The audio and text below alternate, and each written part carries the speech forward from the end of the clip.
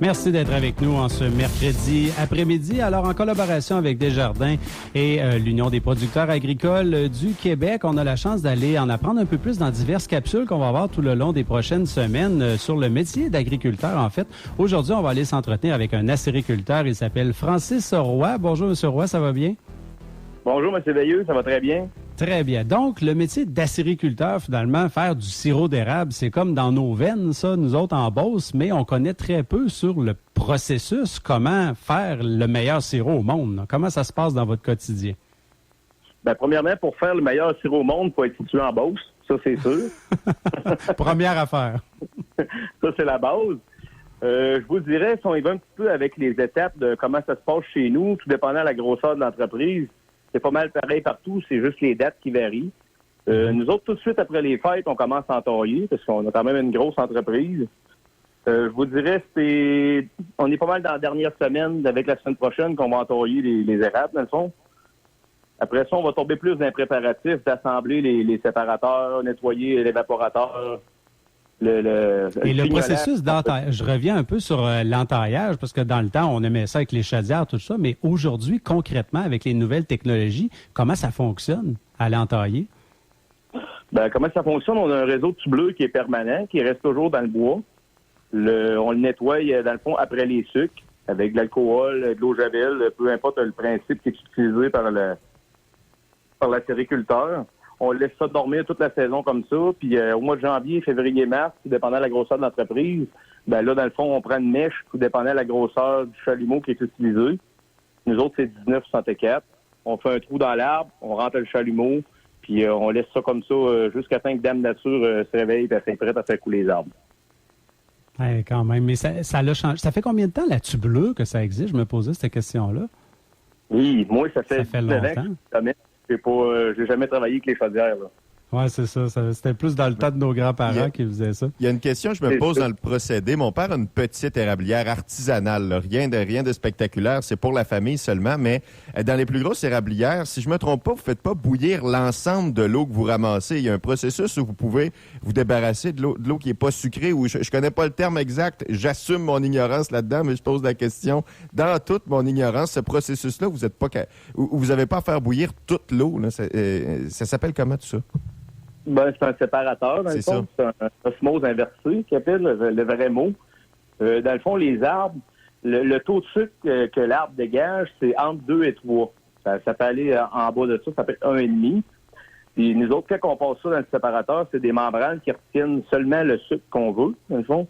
Fait que une entreprise comme la nôtre, nous autres, on sépare entre 18 et 20. OK.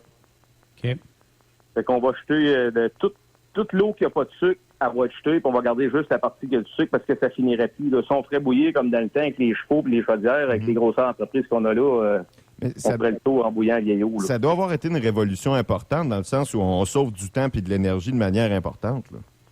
Ben, je pense que c'est la plus belle évolution dans le domaine des érablières. Les bouilleuses ont beau évoluer, être plus éco-énergétiques, être plus performantes. Si on bouille la totalité de l'eau, on fournit pas, là.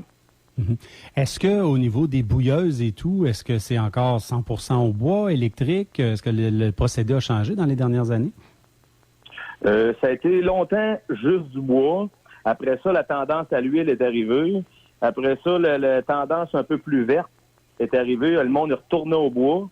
Puis là, il y a beaucoup d'évaporateurs à l'huile, pas à l'huile, électriques. Des évaporateurs au granule. On commence à en voir au propane. Mais là, la grosse mode, je vous dirais, ce qui est le plus économique puis écologique, c'est un évaporateur électrique. Nous, on en a une dans notre entreprise. On a une au bois puis une électrique. OK. Fait qu'il y a beaucoup de choses qui ont été automatisées dans les dernières années là, pour ceux qui font ça professionnellement. Là. Oui, comment je vous dirais ça, on a des systèmes de caméras dans toutes les stations de pompage, du monitoring qui nous dit le taux de vacuum dans le bois, complètement à l'autre bout de la terre, qu'est-ce qui se passe avec les fuites. Ça a beaucoup évolué, ça. Ça a passé de l'artisanal qu'on s'amuse à la cabane à tremper à palette avec des business. C'est rendu des entreprises. Faut en faire une coupe à chaudière pour le fun si on veut donner l'expérience aux enfants, mais ça, c'est autre chose. La job, elle ressemble à quoi en dehors du temps des sucres? Parce que dans le temps des sucres, on peut se l'imaginer, là, on remplace le fait de chauffer la carriole par regarder la tablette si toutes les tubulures sont correctes, mais la job en dehors du temps des sucres, elle ressemble à quoi? Ben, en dehors du temps des sucres, exemple, comme je vous ai dit tantôt, janvier, février, mars, c'est l'entaillage, la préparation de la saison des sucres. Quand que la saison des sucres est terminée, il faut tout nettoyer les équipements puis mettre ça au remisage pour le restant de la saison. Quand que l'été arrive, ben là, c'est le temps de renouveler de la tublure ou bûcher les arbres qui ont tombé à l'automne, entretenir la forêt. Je vous dirais qu'il n'y a pas vraiment de période morte dans notre situation. Là. Puis il faut bien prendre 1 ou 2 semaines de vacances pendant l'été. Hein? C'est ça. Merci beaucoup, Francis Roy. Très, très apprécié pour vos commentaires. Puis on en a appris pas mal plus sur le métier d'acériculteur aujourd'hui. Ben, ça me fait plaisir. Merci. On s'arrête.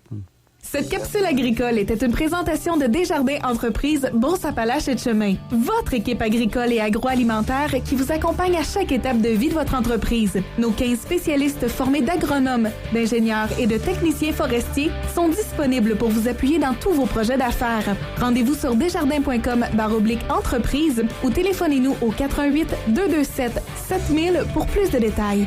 Une initiative de l'Union des producteurs agricoles qui contribue à l'amélioration des conditions de vie sur le plan social, économique et culturel du milieu rural.